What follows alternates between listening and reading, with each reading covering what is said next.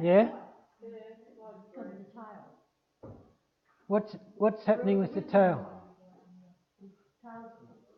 Tail is a bit, yeah, but that could be just worn tail feathers.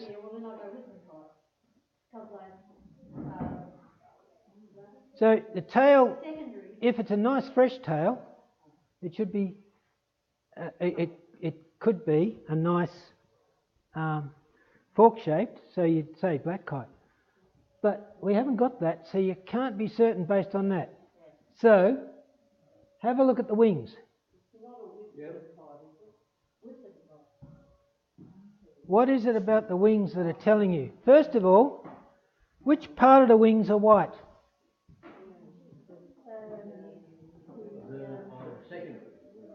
No, not the secondaries. See where the wing changes just here? So this is primary number 1, 2, 3, 4, 5, 6, 7, 8, 9, 10. No, back there.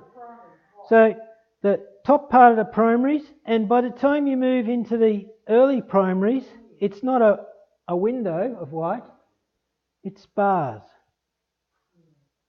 So we're getting bars in the early primaries and then solid white at the top end of the secondary primaries. But the coverts are darker.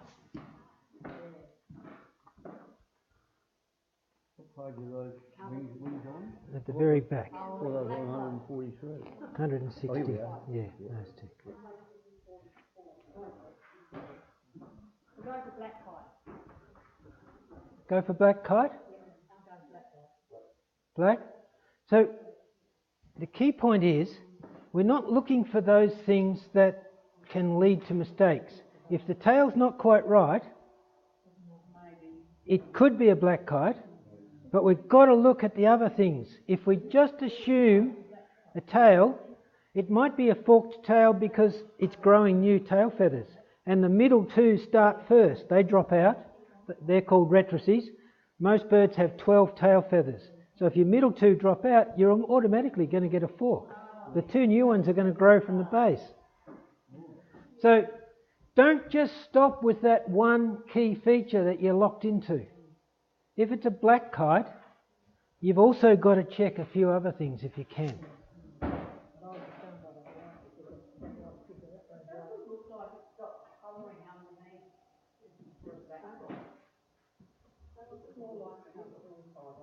Yeah. What's the problem with most birds? Where's the sun? Above them. How many of them turn up and give you that beautiful colouring under the wing?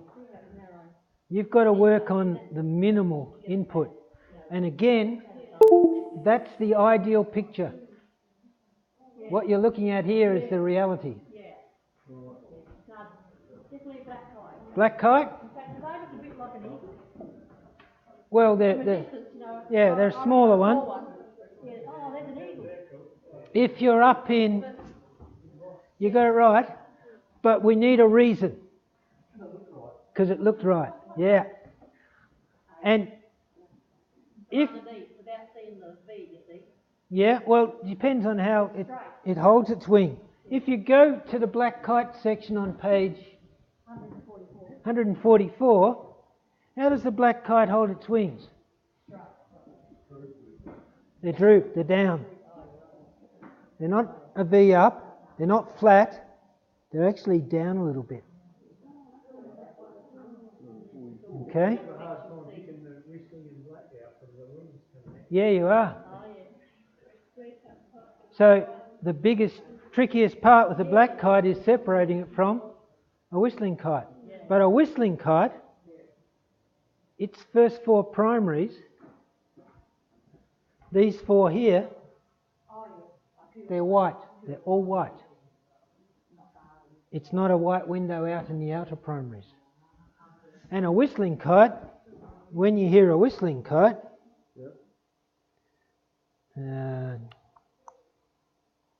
so here's our whistling kite. The tails are totally different. If I turn it on.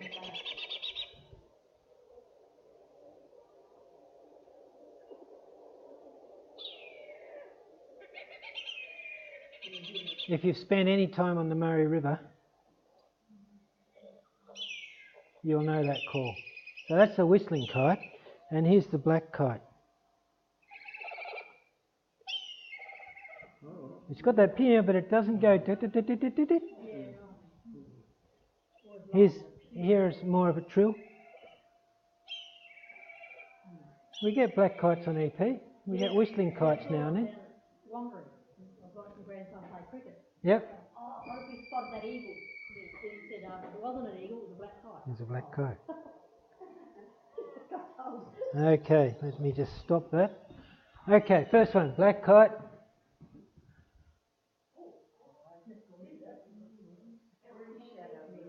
Very shadowy, tricky.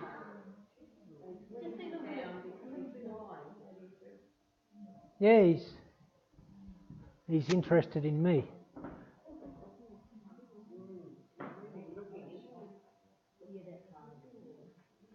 What's the problem? The light's terrible. Yeah. There's a pattern there. Can you see much of it? You see a bit of the bar. There's a little bit of lighter wing there. You can see stripes across there. You can see the upper wing. Tail, a bit more distinct. Yeah? What do you reckon it is? Same bird. Yeah. It really fascinates me how different the same species can look. And you've got to learn to deal with that variation, because that variation overlaps other species. So getting to tease apart it all is tricky. How the bird holds its wings is one clue. Where it's doing and how it's flying is another clue. You know, is it high up? If you're up north, you'll see thousands of these together, mixed with whistling kites. What sort of call are they making? What sort of habitat are they over? You'll see differences and learn differences that'll help you to understand that that's a black kite, but it's different from a whistling kite. And like we look at a human, if you were going to select a human being to stick in this bird book, human, Homo sapiens, which human would you stick in this bird book? Perfect specimen. Here we have it. Okay? We compare our humans to this one. And if it looks like that, it's a human. If it doesn't look like that, it's also a human. So there's our challenge. If we're selecting the bird that we're going to draw the picture of, which one do we put in the book? And how do we show the variation, the full variation that's available? And how do we show the old ones versus the young ones? And the old feathers versus the young feathers? Okay? The one they would have put in the book of me when I was 20 is very different from the one they put in now. It's changed. I'm sure the one at 20 wasn't nearly as handsome, but it's... The birds go bald too, right? Birds have all sorts of problems with their feathers. Their feathers are protein, so bacteria are sitting on them, breaking them down. The sun's radiation breaks them down. They are changing colour all the time. As you go through the season, a bird's feathers start to grey off all around the edge, and you start to see patterns on the feathers that weren't there when they had brand new ones. There's a whole lot of things going on that we need to work at. If you think you know what it is, tell me what age group or what sex it is or what type it is. White wolf, brown falcon. Nearly, but not quite. Brown falcons are highly variable. If you look at all the different sorts of brown falcons, it's quite fascinating. Nah. Tail's all wrong, and the breast is all wrong.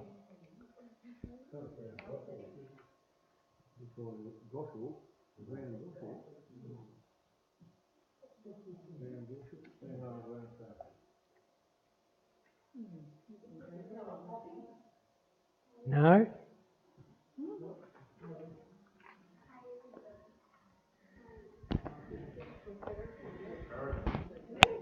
No. It's in that group, it's in that falcon group. It's got this picture here shows you many of the varieties, not all, of the brown falcon. I'll bring it round. So, you've got all sorts of dark and light birds. They go from blondes to brunettes to redheads. There's all different sorts. Is it juvenile? It's juvenile, yep. Juvenile peregrine. Not a peregrine, no. No. See the tail and the breast is white? So that's got... They're all brown falcons. Oh, right. That's a black falcon. Oh, okay. So It is a brown falcon. Yeah. They're highly variable though. Different book. Yeah, so this is the Hansard book. These, you've got to go. Sleep well, sir. Sorry? Yeah, thanks a lot. I've got to know that. Yeah, wonderful. Yeah, they're quite variable, quite different. Yeah. And on your phone, Yeah, we do. Yeah. yeah, quite lovely. Have a good one. We'll see you next week.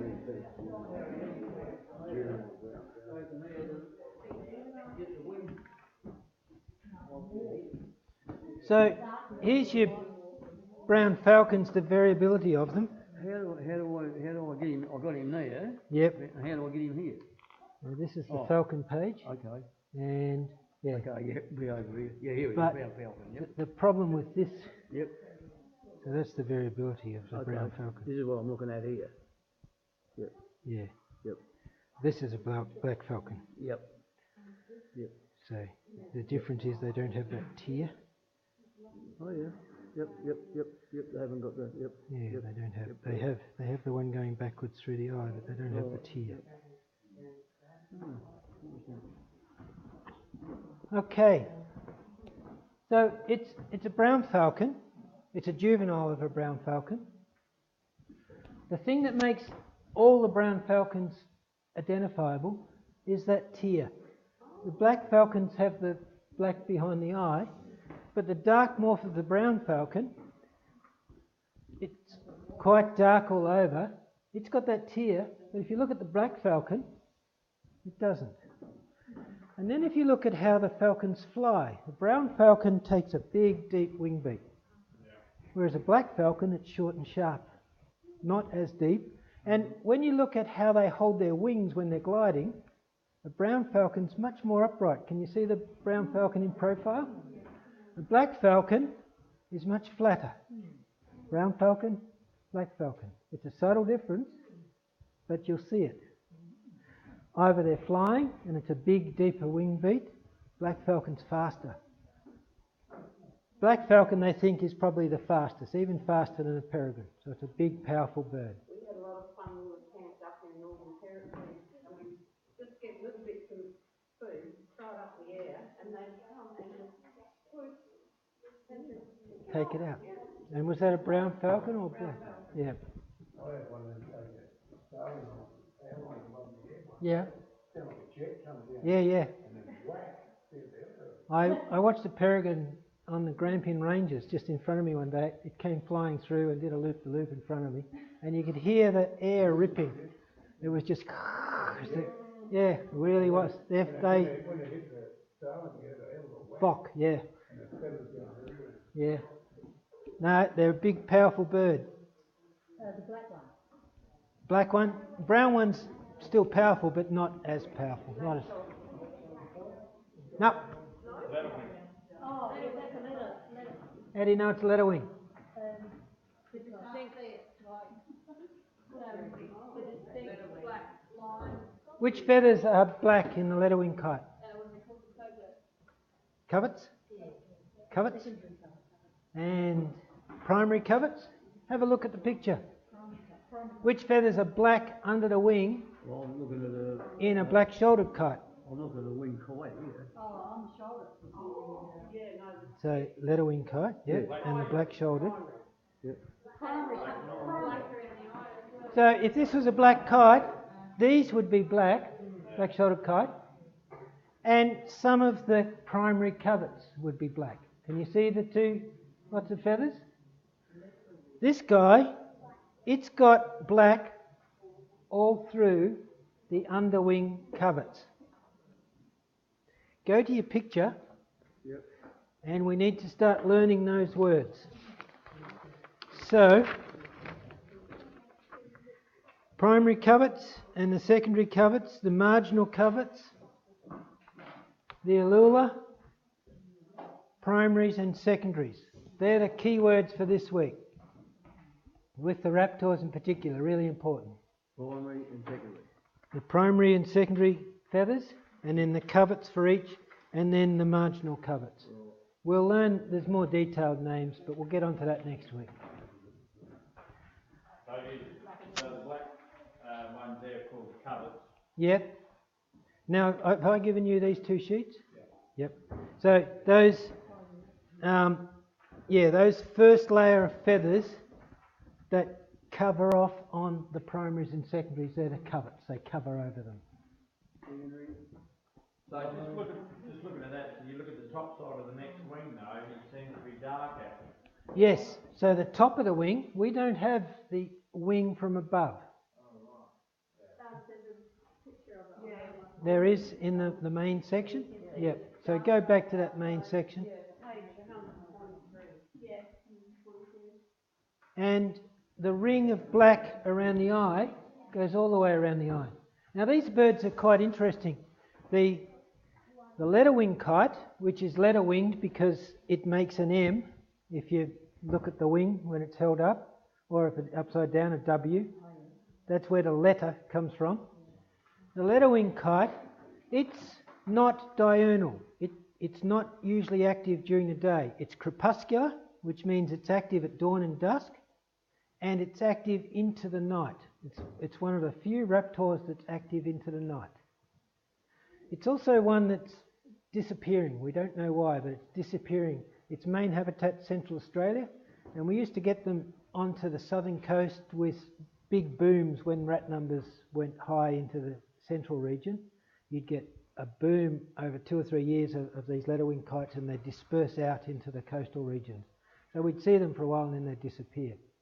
But they're starting to disappear out of the middle as well, and we don't know why.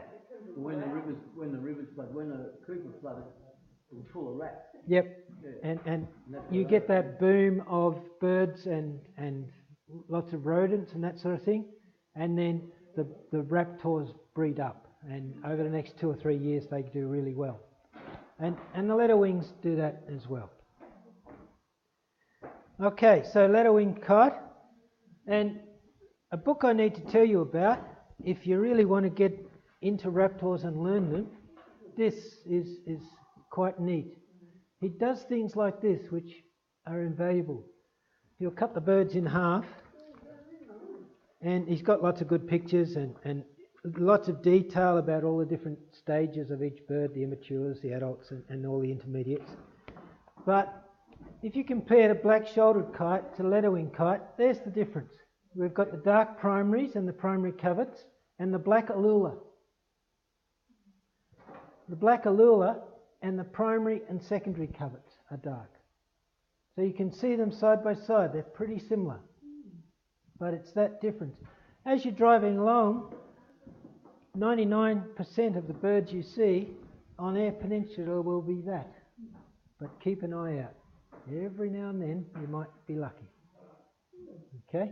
But you've got to look for that distinct difference. Don't drive off the road.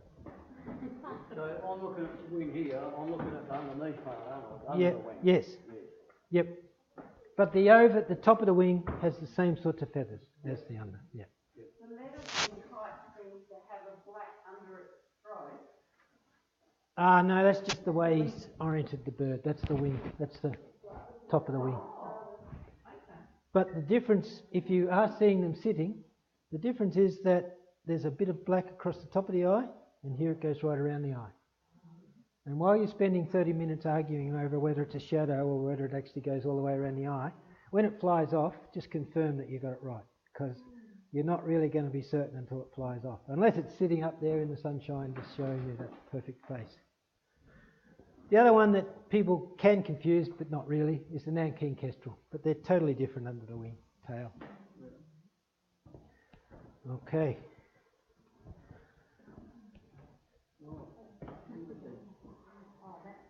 Start thinking about the feathers. Which ones are white? Whistling kite. Which feathers are white? Some are primary. Which primaries? The second, well, 10, 9, 8, 7, 6, 5, 4, 3, 2, 1. See that notch there? First 4 primaries. 1, 2, 3, 4. The outer 6 are all black. There's no window. The tail is long, which is useful for the little eagle. Shorter, squatter, square tail on the little eagle. And the little eagle has a white window that goes up through here as well. It includes those feathers.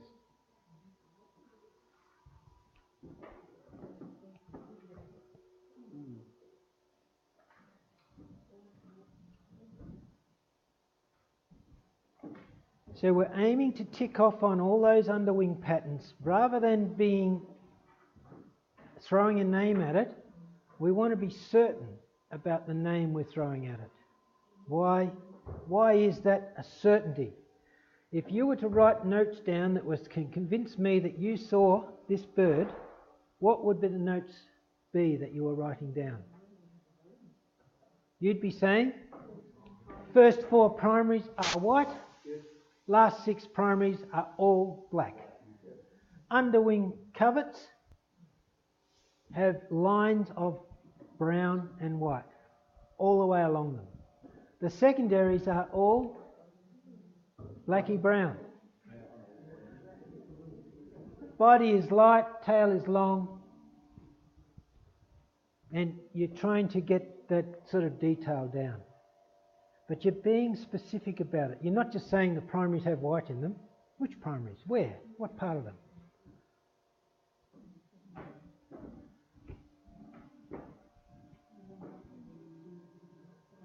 All happy it's a whistling? What do you notice about the wing profile for a whistling kite? If you saw it flying straight at you, what would it look like? What's the book show you? Quite flat? Is it up or down? Have a look.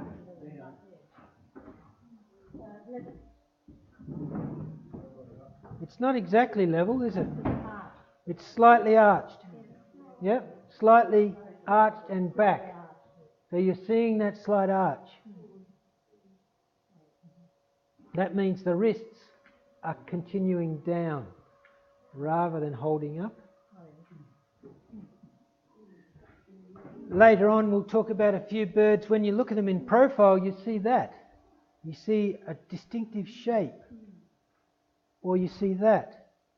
They're holding them high when they're gliding. That's a very stable position. That's a very unstable position. If you're wanting to move quick, to dive and change direction, you put your wings down lower. That's much more stable. Good for gliding along. They could well. It's been a hard day at the office, you know. I love the way a glass come in at night. Have you ever seen the glass come in at night? They'll come in quite high and flat, and then they sort of down, and they just sort of plummet sideways. Yeah, I don't know what you call. Anyone fly here? What do you call that when you drop your wings sideways like that? Could be. Greg, I just shared on Friday I was out smoking my 3 weeks ago with dive bomb and quail. On the ground, yeah? And they were getting them first. They were. And they were just holding their wings back when they were dropping. Yeah. About 3/4. Yep. And then they just go zoom straight on them. Yep. Quite spectacular. And then they With the wedgie, have you ever seen how they hit a bird? They hit and grab, and most of us that would just rip out. But they've actually got these brake pads on their tendons and ligaments, and the brake pads actually grip and hold, so that when they hit the animal and hold, they actually lock onto it, and it can't tear backwards. Yeah, it's these are actually hitting them, just dropping straight on. straight on them. They weren't grabbing. They do them that they're quiet from the stubble and the clearer stuff. Then obviously they know there's hawks around, and then they just hit. But obviously the eagle had Already been spotted on them. and they just sit there frozen, and they would just come down plump. No, they would have got 3 or 4 or 5. And actually just grabbing them. Yep. Yeah. And when people work with the wedgies, if they actually lose the trust of the wedgie. They actually have to give up working with them because their talons are so strong they can crush the bones in the forearm. So you have a wedgie sitting on your arm. If the wedgie comes not to like you, someone else has to take over as their keeper. You don't have arms anymore. No. Yeah. You notice when your arm starts to break in the middle, it's time to move on. Before that happens. Anyway, so whistling kite. If we look at the underwing patterns, we've got that nice set of feathers there that are white. Compared to the little eagle, we'll look at them in a minute, the light morph. Notice that it's not just the first four, it goes into the top, the back half of the rest of the primaries. The different tail shapes. Yeah, the little eagle is quite a short, stubbier tail, it looks, compared to... Yeah, versus bars. Yep, good. With the Brahminy kite, we don't get them here, so you don't have to worry about that. The black kite, that amount of white there is quite subtle. It's a shading rather than a solid white. And of course the black kite, in a nice healthy tail, it's got that distinct fork. They used to call them fork-tailed kite, which I think is a much more apt name. But the name that accepts... If it's got a fork tail, it's a black kite, yeah. Okay.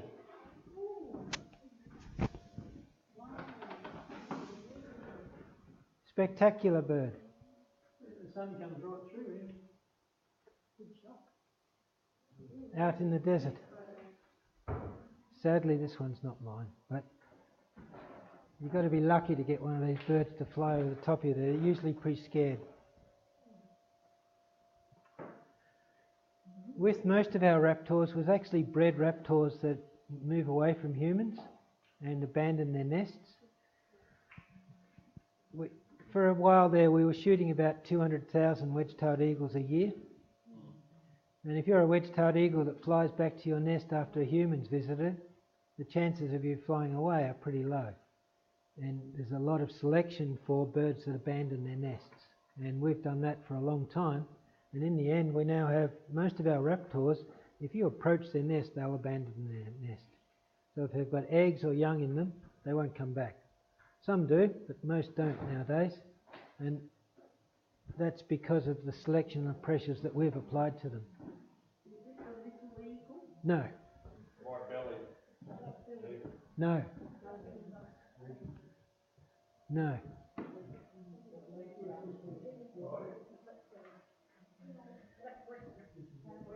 Black-breasted. Which feathers are black? Which feathers are white?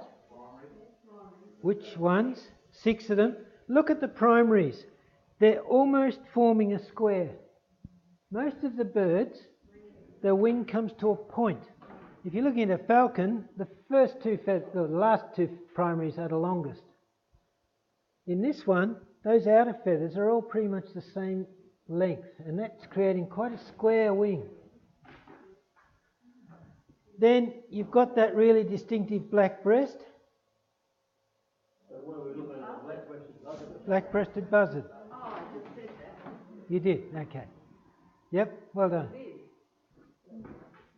Now, these birds, they haven't been recorded on Eyre Peninsula, but if you look at their distribution, they came right down past Port Augusta. If you don't know your birds, it's very easy to say this is a wedgie.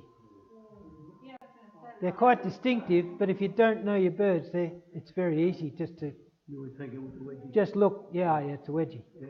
You're not seeing quite the wedge tail, Yep. but you're seeing that big bird. It's got a 1.6 metre wingspan. Can you see that on your description? Probably would be Very on top the- on the right. Yep. Is it 1.6 it gets up to? 1.5? Yep. The wedgies, the males are 1.8, 1.9, 2 metres. The females go up to 2.3 metres. Yeah, So that's they're larger. Females larger. so with these guys, they look a big bird in the sky, and it's easy to confuse them unless you start to question what you're looking at. I'm hoping one day someone who's done this course will finally detect one up in the Gawler Ranges or something like that. Because We saw one in the Northern Territory. yeah, if you go up through the centre, up towards Darwin, you'll see them all the way up. They're quite common. But as we come south, they just disappear out. But they do come quite far down in good years. And I wouldn't be surprised if someone records one day. Yep. Are they common in the Gawler Ranges? No. No, they're not. No, they're not recorded there yet. But they're common just to the north. So the question is... When you say north of Kingunya or north of... Or somewhere like that. Okay, yeah, north of Yep. Range, yep. If you look at that map there, you'll see they come right down, right across okay. the top of that region, through the top of the Flinders, through the Gammons, down through there. Not so much over Yeah. Yeah. Not very good. But who knows why they don't come further across? Maybe we just don't see them very often. Okay. Everything you need to know. You can see these at 2 kilometres and immediately know what they are. You just got to see this one key feature. No? The black-breasted buzzard. Wings are a bit up, that helps. No, there's one feature that's critical. The white rump. The tail coverts. The upper tail coverts. Not that one? No, that's underneath. So we actually need to see the bird from above to pick this. Have you got a picture of the bird? And if you look on your bird book, it's drawn, but most people don't see it because it's hard to see.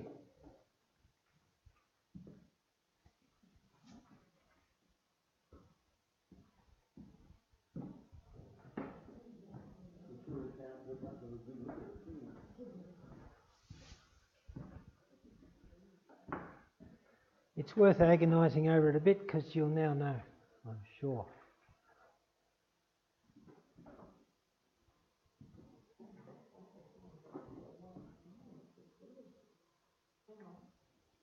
It's one of the Harriers.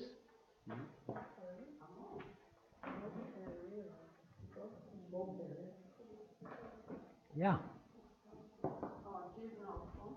No, juveniles don't tend to have the same white rump. The juveniles, if it's there, it's quite small, quite narrow. The adults have the very strong white rump. The female, which is the one with the arrow above? They both have, male and female, have the white rump. So you'll see a bird with a wing shape like that, off in the distance, often quartering low over grassland or wetlands, swamps in particular as you move towards the south. And then you'll see a flash of white rump high on the back there. It's not the tail feathers, that's mostly dark, it's that white rump there, and you can see that kilometres away. You can be wondering, is it a spotted harrier, is it a swamp harrier, what is it? White rump, it's a swamp harrier, end of story.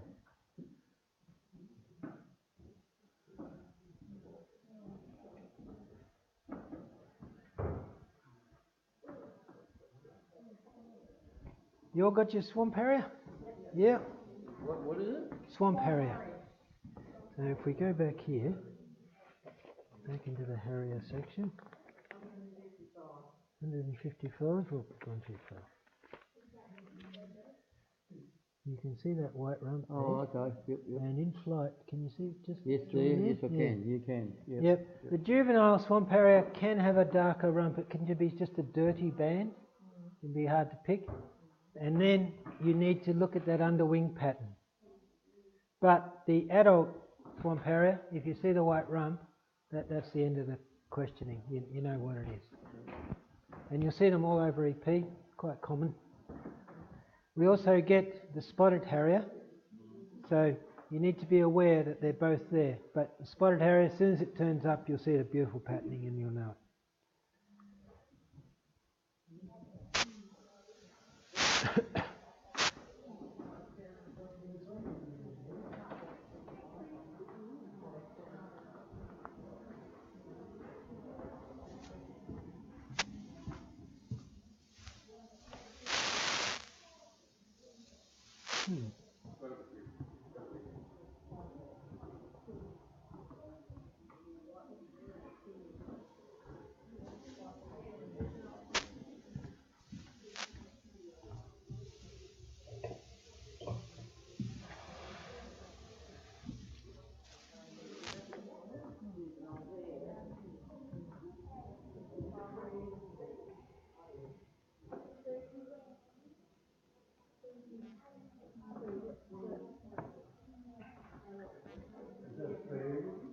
The sea eagle, yep. Well done. Sub-adult. The white-bellied sea eagles, you can see the juvenile there is quite dark. They can take up to 13 years to get that full adult plumage, that beautiful white and black. And some of them can do it in 3 years. It just depends on how good their food source is, how good they are at hunting. And in the end, they can be quite old before they finally have that final molt into the full adult plumage. So it can be quite slow getting. Okay. Yeah. They're a big bird.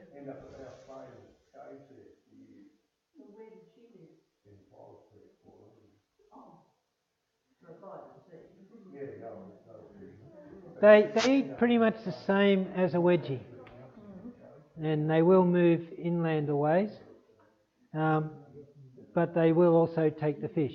And you get them, if you've been down to Greenlee Island or Rocky Island right down south, they're out on there, and you'll see, you'll see these beautiful big nests that might have been there when Flinders came through, quite old ancient nests. And it amazes me out on Greenlee Island, what's that, 80 km south of the mainland, and you've got a nest of sticks out there. How'd they get there? How'd they collect all of those? Driftwood, yeah. Yeah. Oh, okay. Anyway, as they slowly shift from that juvenile through to the adult plumage, you get a gradual change in the wing colour and the coverts colour, but it's a slow, gradual change. White-bellied seagull and an immature. If you look at the wedge-tailed eagle and the white-bellied sea eagle, the juveniles, they can look quite similar. The tail's not as long and as big a wedge, but it is slightly wedge-shaped, just shorter. And you get more white in the wing. So you do need to look twice, because both the wedgie and the sea eagle hold their wings up like that. Are they similar size? Look at the wingspan. Your sea eagle's a bit smaller, up to 2 metres. So the bigger wedgies are bigger than the bigger sea eagles, but there's an overlap in the middle.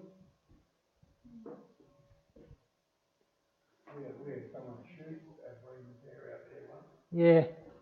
The sea eagles and the ospreys in South Australia, their populations plummeted over the last 10 years. The osprey population's probably about 50 pairs now in all of South Australia, and Eyre Peninsula is the last really key habitat. There used to be a lot of... You've done very well. They used to be quite common on Kangaroo Island. In fact, 5 years ago they were very common, but they've plummeted in the last 5 years, at least a half. Every year they've got young ones. Yep. Yep. That's good. And they don't change the nest. They change once, so they only win a couple of k's, get right in the foot. Yep. And they go back to the rest of the nest. They're highly susceptible to the impact of humans, particularly where you get a human on the ridgetop above their nest. They will abandon their nests, and that's the key driver of their decline. So in the last 5 years, the big thing that's changed on Kangaroo Island, along that southern coast of Kangaroo Island, has been the development of a whole lot of tourism facilities and aeroplane use of the area, and that's possibly the reason that's caused that decline. There's no other real obvious reason, but if a human being walks regularly along the top of the cliff face within a kilometre of either side of the nest, they will often abandon the nest. So you get a dropped reproduction rate. It's the same for the sea eagles. So what we're trying to do is develop our walks or our tracks that loop in around the nest and then come back to the cliff, so that we actually just give them a bit of space. So you've been out here to Cummins Monument, where they have where that rock is out to sea out here, with the sea next on that. Yes, It's out yep, here. yep. Yeah. So there's a lot of tourists coming there, but is that far enough away not to worry them? Well, if they're staying there, it is, yeah. But if people go out and climb the pole or whatever, then that's usually what drives them away. And yeah, it doesn't take much. Some are a bit more tolerant than others, but yeah, we've done a lot of rapid selection for birds that abandon. You know, if you don't fly away, you get shot. That's the end of you. No more. They are, yeah. All of our animals are protected, unless they get nominated onto a particular list, and then you can apply for permits to shoot them. So, yeah, there's some really good research on all of that. We can have a chat about that one day.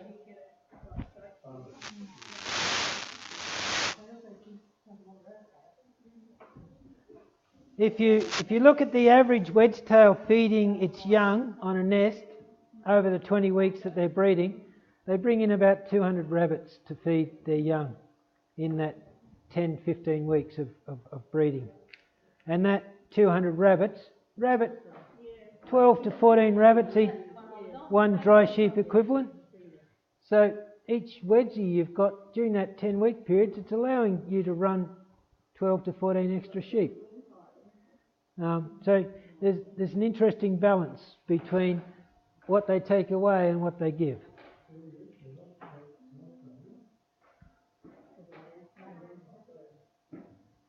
Notice this has got the same sort of patterning as that young sea eagle, but that brown through the eye, where's it go? Up around the back of the neck like a collar. Yep. When you see a wedgie fly, it's got that big uplifted wings. The sea eagle does that. If you're seeing one of these guys come along the coastline, you'll see this really distinctive wing pattern. They hold their wings in a very different fashion. They don't do that. They fold it up like this, and you'll see that really distinct pattern. That picture that throws you off, though, it makes you think that it's holding them up like really high. Yeah, so it's in the starting to drive down in its wing beat. Did you say this was the eastern osprey? Yeah. They, for a while, split it off from the other ospreys in the world, but there's since been a questioning of that. So we only have one in there. yeah, the osprey. So for about 10 years, it was suggested that they were genetically distinct, and they investigated that a bit more, and the leaning now is that they're probably interbreeding, so they're not a separate species with the other ospreys of the world. So, eastern osprey. If you see it catch a fish and fly with the fish, it holds it straight, and you'll see it holding it in a line as it's flying it along, so that it doesn't create wind resistance. Yeah, I guess if you're holding it like that and you fall into the water, there's a quick learning curve there, and straighten it up. There are different wing patterns. That lack of a window, but the size is quite different. And then the way they hold their wings is different. So you get that distinct versus the uplifted primaries, that distinct folding down of the primaries.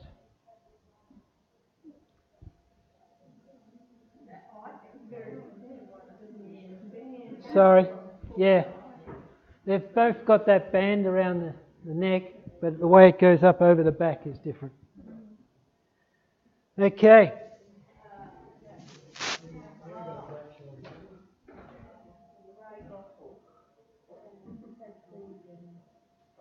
That's not a legible. Yeah, black shouldered island. Black shouldered kite. Yeah, because it hasn't got something under the eye. Yeah. Hasn't got the black under the eye? That's right. Yep, so it hasn't got the I've just washed my face with eyeliner sort of look. It's only the top of the eye. It's not all the way around the eye. Orange feet. It's got orange feet. Orange feet. They're darker on these ones than on the white apparently. Okay. They've got very bright orange feet and those ones got white feet. Yeah. Red eyes. But just if you are trying to identify it based on those few characteristics, wait till it flies off just to verify. Because, yeah, it's a black-shouldered kite, and they're the ones you'll see most of the time. But hopefully every now and then you might see a leatherwing, if you're lucky. Is that a young one? Not that I would think of. The young ones are much browner.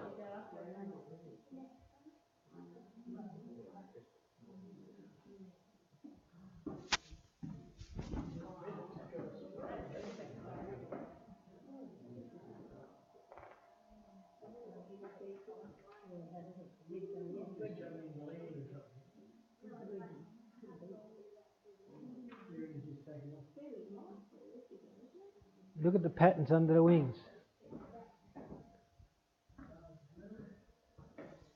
So, which part of the wings have the barring on them?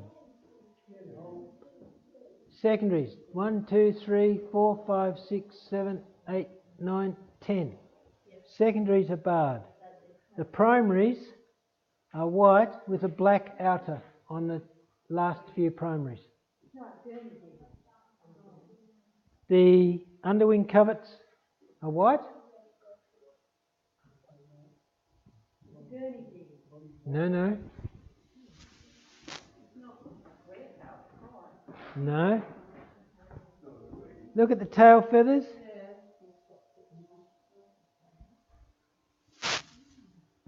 You should be on those last 2 pages, scanning down those last 2 pages. No, because it hasn't got the really dark. No.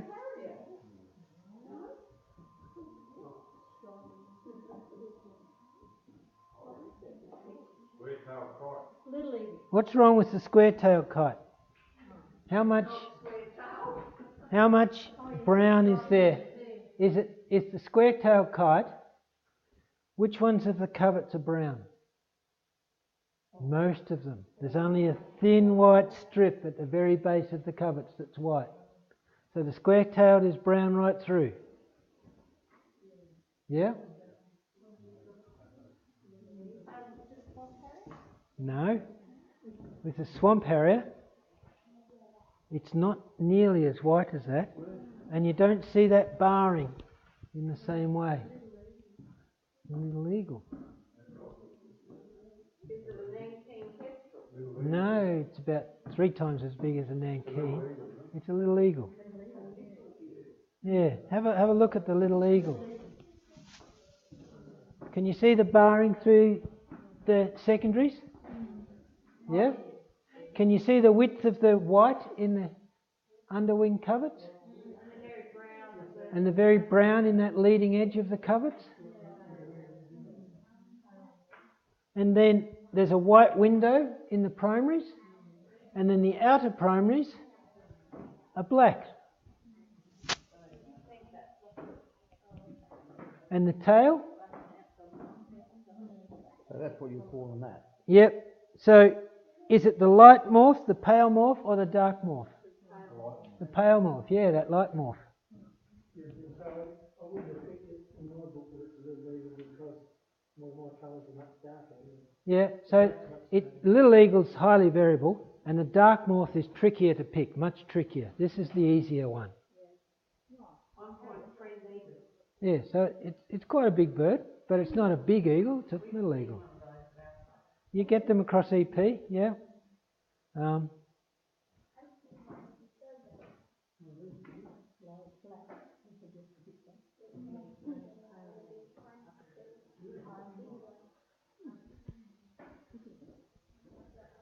Okay. If I compare little eagle to the black kite, We don't get that barring down through the secondaries, and the tail doesn't give us that nice fork. If I compare it to the black-breasted buzzard, these dark morphs are the challenge.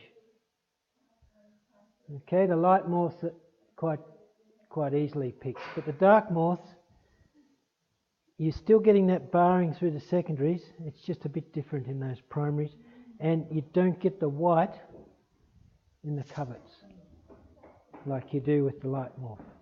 So the big difference is the colour of the coverts. All good? Yep. Okay.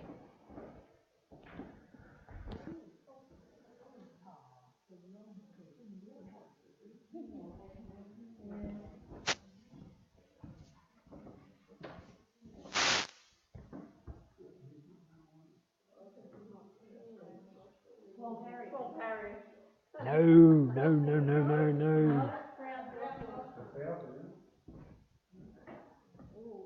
No, not a falcon. Okay. We need to start verifying things before we call out.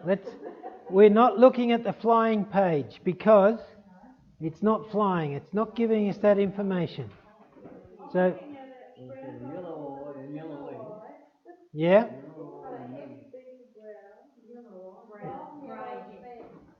Yeah. Now look at the sparrowhawk as well.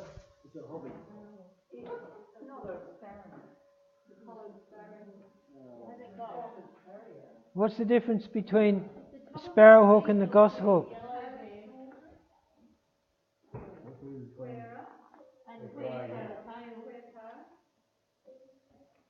Yeah.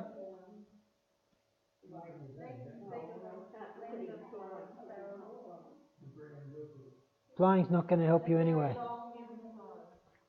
Yeah.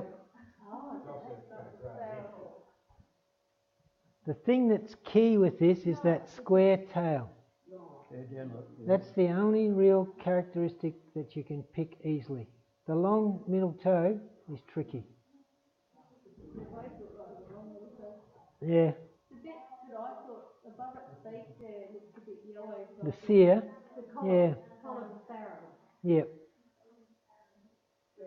The challenge with these is the smallest one is the male sparrowhawk. The female sparrowhawk's bigger, but it's about the size of the male goshawk. And the female goshawk's bigger again. So if you see a big accipiter, which this is the genus this belongs to, it's probably a female goshawk. If you see a really small one, and that's quite distinctively small, it's probably a male sparrowhawk. But in the middle, you've got all sorts of challenges. If you're trying to pick them on the barring, on the eye colour, on the sear, anything like that, you're not going to do it. If you look at the tail, the squareness of the tail, S for sparrowhawk, is a square tail.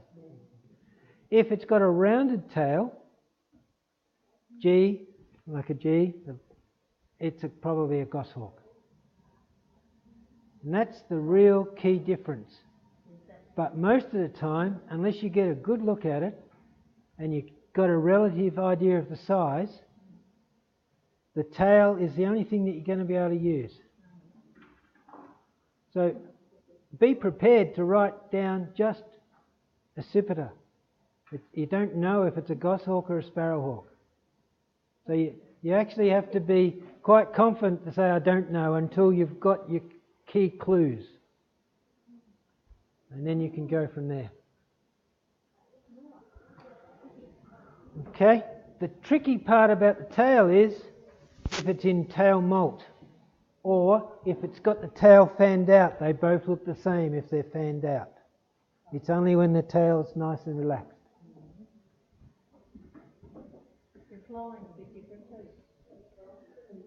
Yeah. Primary's up a little bit. Bit down.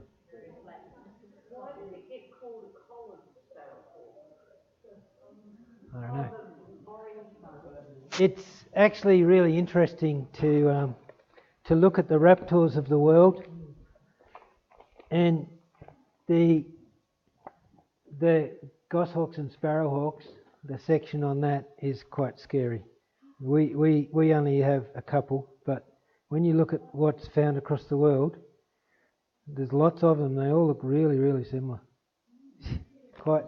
So you would never recognise that by looking at that? No, not on the wing. You've got to go back and look at it.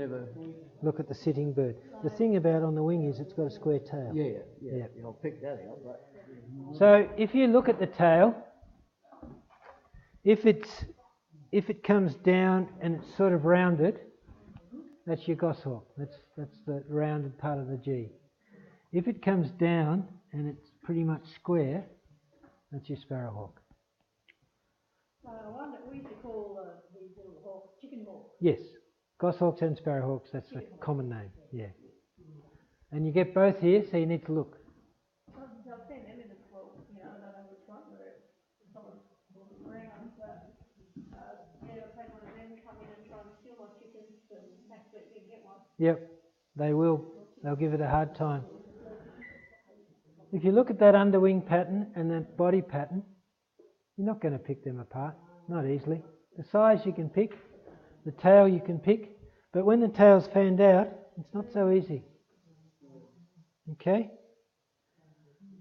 That square versus a rounded tail is pretty important. The brown falcons, so it's got a bit more white on its neck as well as straight.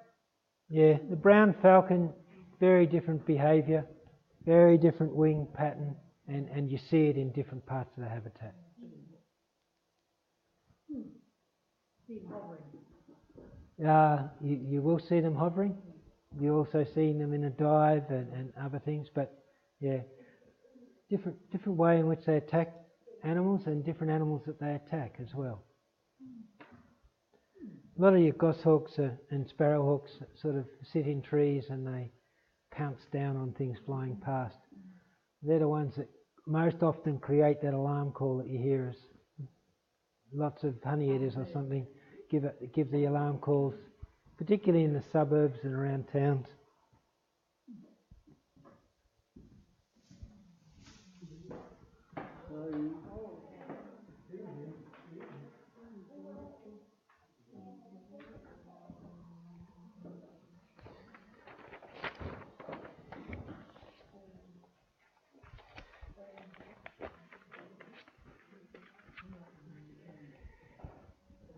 These are a big, powerful bird.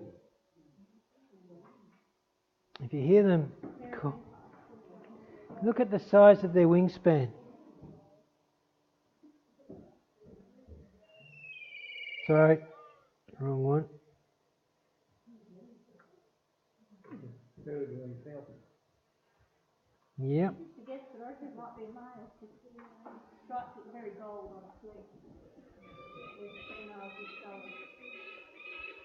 If you've ever had one fly over the top of you near a nest, they're pretty impressive birds. They really have a powerful presence.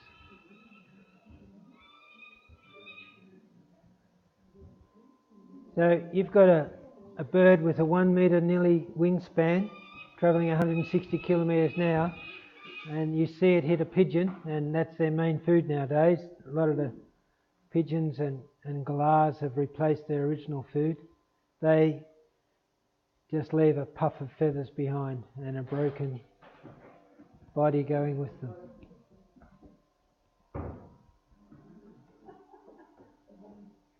The width of that collar is really important. Keep telling them apart from the Australian hobby is tricky. Well, the Australian hobbies look darker yellow or brown on the legs, whereas the peregrine is a lot. Yeah, you don't often see the legs. They get tucked into the feathers as they're flying along. The pattern under the body is quite similar. But if you can get a good look at the head and the size of the mask, it can often help you. If you get a good look at the eye ring, that'll help. The yellow eye ring. Although the juvenile, not yellow on that. But no, then now it's yellow or brown. So peregrine, worldwide distribution. The ones in South Australia do something quite interesting as you head up north of Adelaide up through this country. They don't nest so much in cliffs. The ones in the rest of Australia tend to mainly focus on cliffs for breeding. Here they actually will nest into other birds' nests like crows and ravens and things like that. So they'll move into the stick-based nest rather than the cliff-based. But where you get quarries and that, you usually will get them. And along the coastline where you get bigger cliffs, you'll get them. And being able to compare the legs is tricky if you can see them. But when you get a look at the head, the extent of that white up through there can be quite useful. You can see the patterning, it's not dissimilar.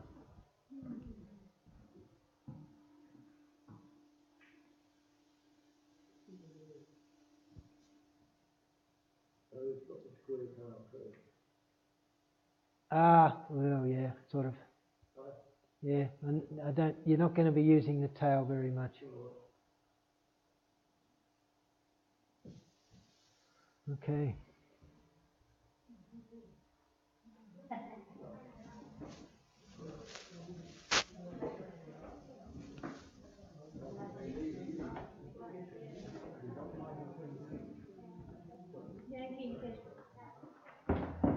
Why? Because of the black around the eye and the black on the tail. Black on the tip of the tail, not so much the eye, because a lot of the falcons have that black in the eye. The black around the tip of the tail is important. The rest of the tail is white, and under the wings is pretty light.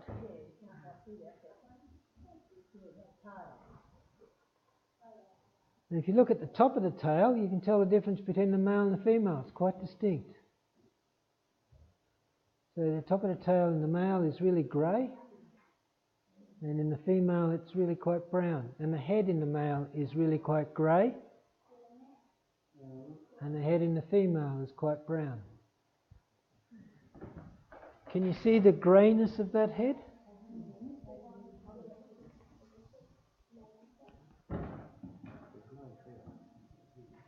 No, not a grey falcon, because grey falcons don't have that brown on the wing. See the brown on the leading edge of the wing? And the grey falcons don't have that black strip around the tail.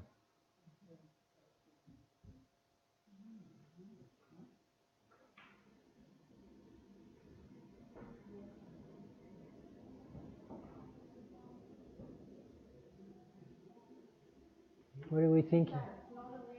No, I didn't say that.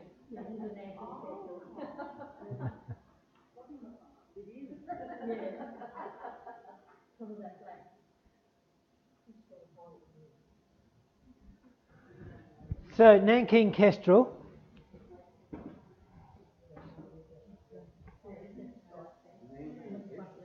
Yeah.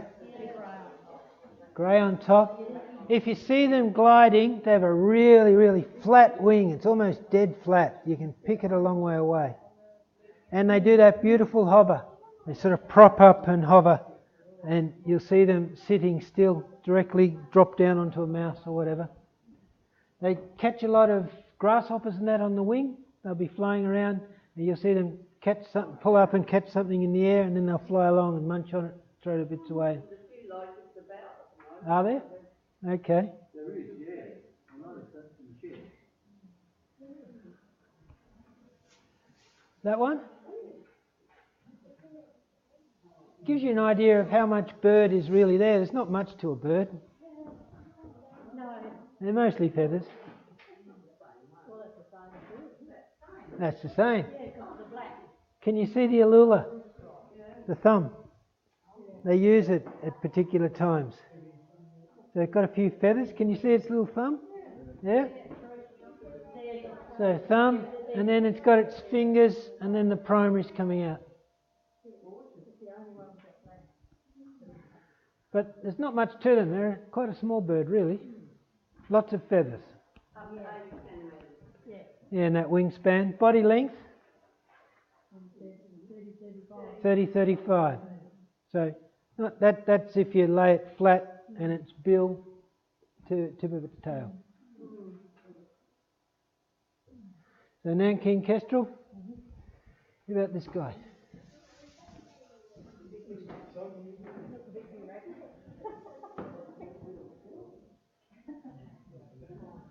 Identify the feathers. Which ones are which colours?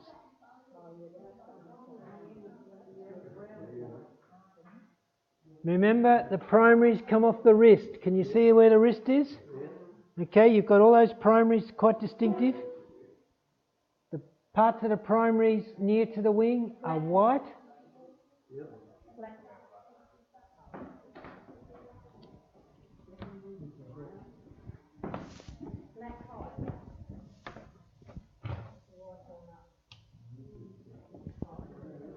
Thank you, sir. Wasn't switched on. Lucky to get as far as I did, really.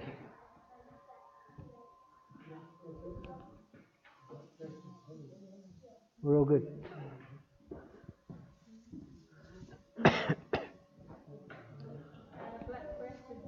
Black-breasted buzzard. Well done. So, black-breasted buzzard, go and have a look at it in flight. Remember, it had the black outer primaries, the white inner. The secondaries are darker. You've got the black breast. The reason it looks so mottled, it's a juvenile halfway through into an adult plumage. So it's in the pre-basic molt. It's going into its basic adult plumage. No. Ah, that's the logo for Natural Resources Eyre Peninsula. Well, the thing is, it comes right across the top, and in the wetter seasons it comes down into Victoria. No one's recorded it this side of the Flinders Ranges, but maybe it is. Just no one's recorded it. This might come. Yeah. Have a look. You never know. All happy with black-breasted buzzard? Black-breasted buzzard.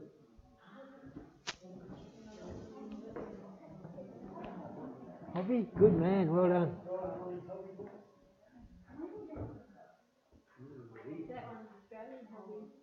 Yeah.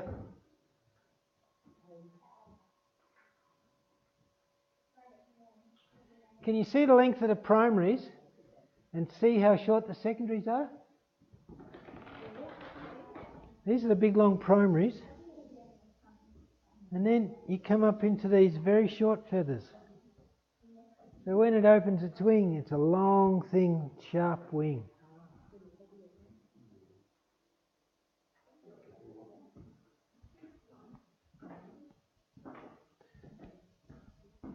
The length of the primaries is just about the length of the tail feathers.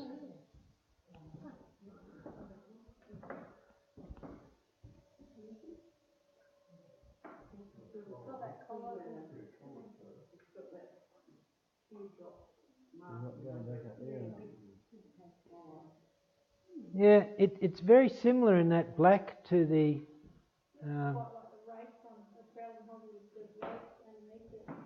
different race. So, but very similar to the Peregrine. It's just dirtier, and it doesn't have that solid white band up through here like the Peregrine does. It much wider. But yeah.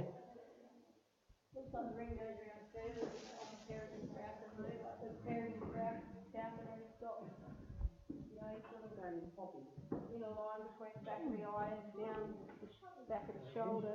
Yep. Sort of, what do you call it, you know. Non-humorous. How it stops there, whereas this one goes up around the back of the neck a bit more and sort of to a point.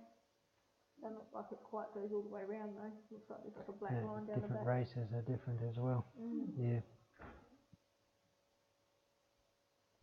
Yeah, I reckon it's not that one. Okay. And look, I find these very hard to tell apart unless you get a good look at them. Yeah. If they're just flapping past really quickly, it's tricky. If they call, I played the call before, the Peregrine's much stronger call, the Hobby's much less powerful. I'll just give you a comparison again. So this was the Peregrine.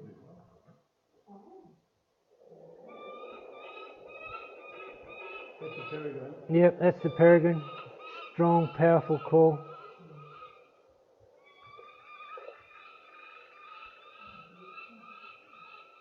Do they only do that when they're flying, or they call? They will call on the wing too. Right, isn't that, yeah. This is the hobby.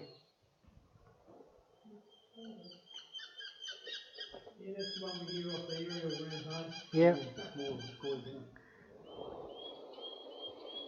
It's not that powerful big bird sort of call.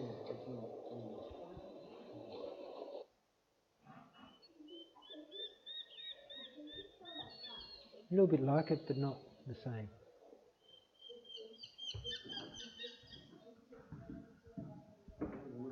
Okay. Got all sorts of things going on here. You can see the banding through the secondaries. You can see the banding through the outer parts of the primaries. The window. What do you notice about the head?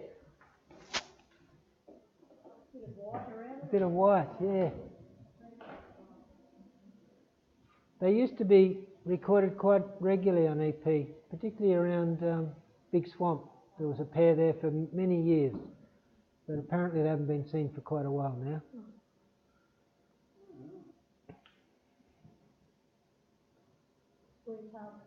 Yeah.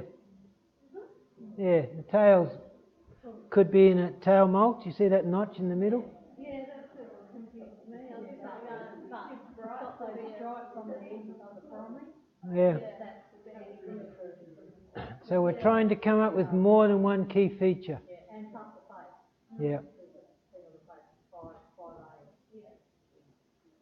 Plus the white flow, Yeah, that was the other one I was looking at, but, and a little bit of black here, but on the. So square tail kite.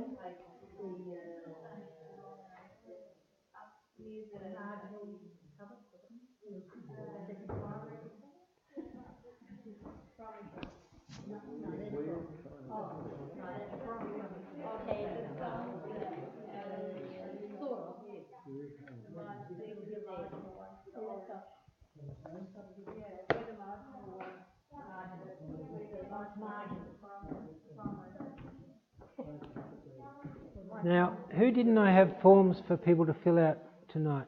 Who? 1, 2. So I'll just get your names in my. And if you could give me your email address as well. If you've got a better pen than me, that would be.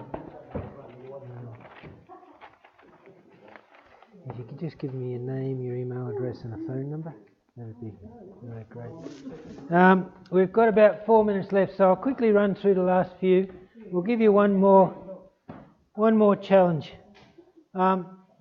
Just to compare the square-tailed kite, black-breasted buzzard. Notice the way the wings pushed forward. That's a useful clue. It's not about up or down, but if it's going over the top of you, is it swept back or is it pushed forward? Yeah.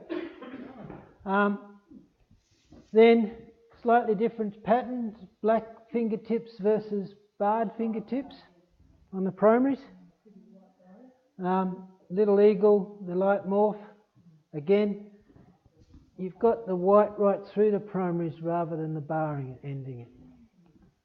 And the square-tailed kite and the black kite, I think they're quite different. But this one's a bit more challenging for you. When birds are sitting, you can find it really hard. So, no. And ones like this, you can have 4 or 5 people who really know their birds. They're sitting there with binoculars and bird books and they're arguing. And then the bird flies away and finally you get the solution, you know, if you're lucky enough to see it. But it's an eagle. It's a little eagle and it's tricky. Meaning it's not a little eagle. Do they also get called golden eagles, or is that something That's something different. This is just a little eagle, yeah. It's not in Australia.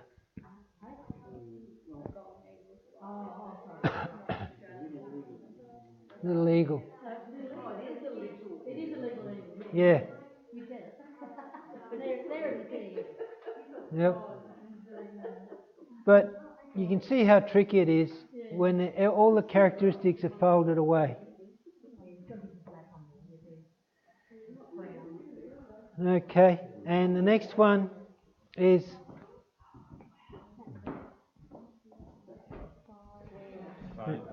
that's brilliant. Thanks, Neil. Right, and Kim, did I get your details? You filled one? It was Vince. Vince, can I grab your details, sir? I'll send an email when You will? yeah, all right. That'd be great. I'll do that. That would be good. Okay. I didn't bring my glasses. No, you're right. And there was no one else that I've missed? Ah, yes, that's right. Sorry, Les. Yeah, just name, email, and phone number if that's relevant. Spotted Harrier. Spotted Harrier? You're right. No, it's not a swamp harrier. It's a spotted harrier. Yeah.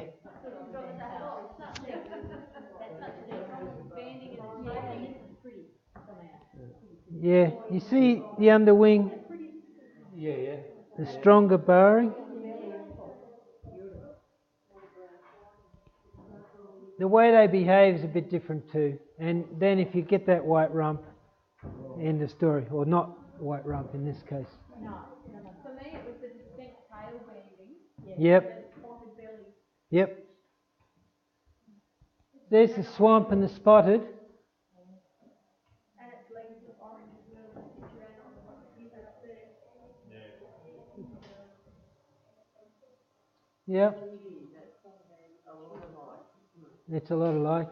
That's why that white rump's so good. Okay. And you can see that white rump here. Comparison. Good. Okay, we just quickly to finish off. You know that one? Black falcon. It doesn't have the teardrop. So that's the key feature for a brown falcon, black falcon. And how they fly and how they hold their wings is different. Then, so there's the comparison. See the brown falcon's more up, the black falcon's more down. This guy,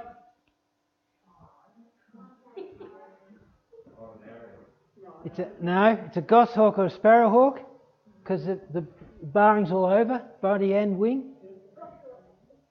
It's got the round, good man. Rounded tail, goshawk. So a juvenile goshawk. I've seen these, the guy who recorded 800 odd species for Australia in 1 year swears they don't exist because he looked everywhere and didn't see them. But you get grey falcons around. Last one I saw on Eyre Peninsula was up above Paney Station in that little bit of habitat up there.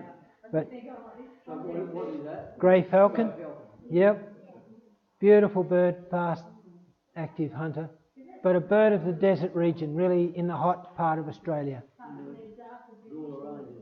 Yep, you get goshawks over near Adelaide now and then, grey goshawks. There was one pair north of Adelaide for many years. I haven't heard of them lately, but their wing is much rounder. The falcon wing comes to the point, the goshawk wing's rounder. And then just quickly, the last two, our boobook owl, you know, the mopoke or boobook. Yep.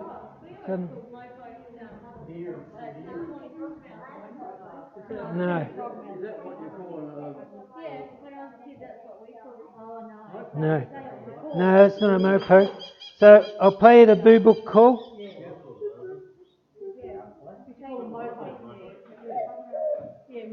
Yeah, we all know that one. Two birds calling together. If you play these calls, they'll come to you. Just be aware they can be a bit grumpy. Sit in a car with your window up.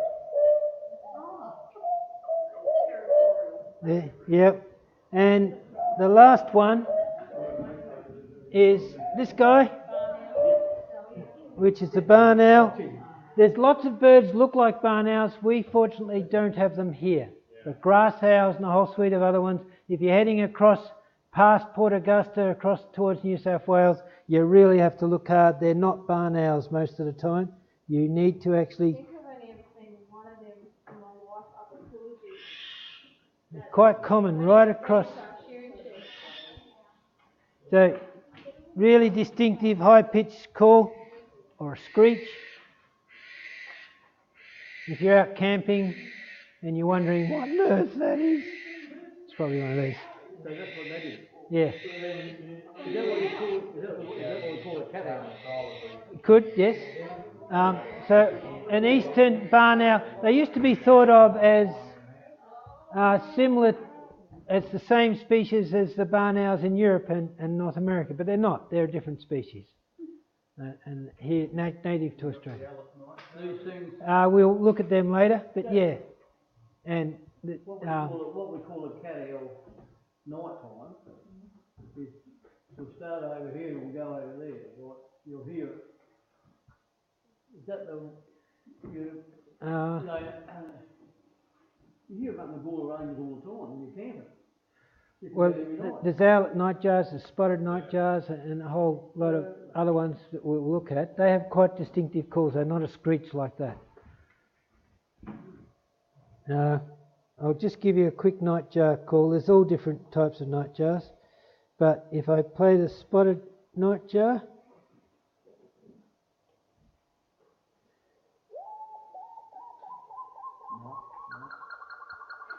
very distinctive. Yeah, out in the Mallee country, and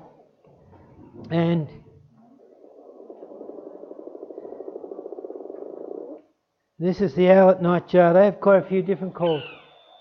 You'll hear this key owl all the time out through the Mallee country.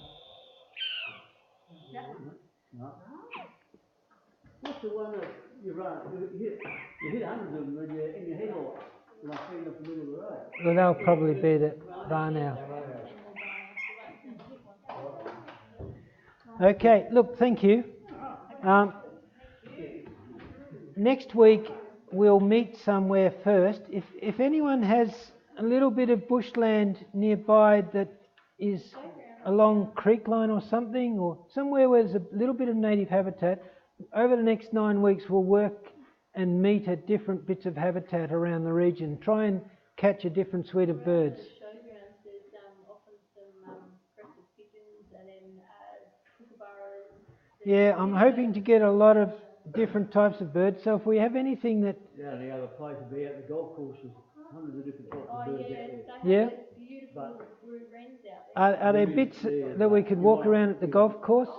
Is there anywhere that has Waterbirds nearby? Do you have sewage works? Just out the dam? So that might be a good place to meet for next week, and I'll send out a map and get a bit of detail. Oh, no, just down here, Whenever I think of you've got the school dam, the sewage dam, and the rec centre dam. Okay, so we'll probably meet there at 5 o'clock, and then we'll be there for an hour, and then we'll come straight back here and get stuck into this stuff, if that works. Where are we going? So, what do you call the dam? What's the name of it? Railroad, just at the edge of town.